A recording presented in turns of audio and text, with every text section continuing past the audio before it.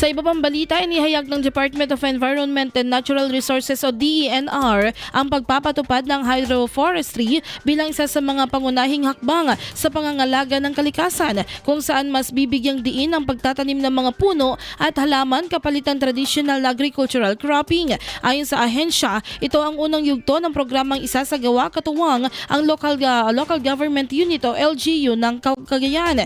Kasabay nito, pinaigting din ng DENR ang mahigpit na pagpapatupad ng Environmental Compliance Certificate o ECC sa mga establishmentong nakakatanggap ng maraming reklamo.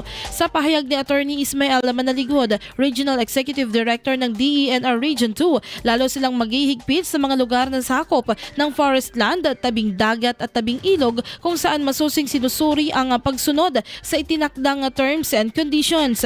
Unang tinitingnan ng DENR kung may isinasagawang environmental assessment ang isang proyekto. Kapag wala, agad nilang pinatitigil o pinasasara ang operasyon. Ikalawa, sinusuri kung may ECC ang establishmento at kung sumusunod ito sa tamang kondisyon.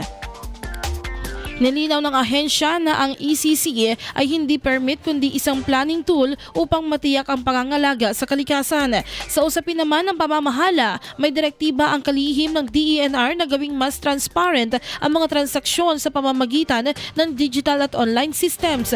Layunin nitong alisin ang face-to-face na proseso at hikayatin ang online payment kung maaari upang mapabilis at maging malinaw ang mga serbisyo ng ahensya. Ayon sa DENR, may mga programang nasimulan na at lalo pang paiigtingin ngayong unang semester ng taon upang mailapit ang serbisyo sa publiko, lalo na sa mga nagmumula sa malalayong lugar. Binibigyang diin ng ahensya na sa pamamagitan ng digitalization, masusubaybayan ang haba ng bawat transaksyon at nagsisilbi itong malinaw na ebidensya kung may pagkakaantala sa proseso.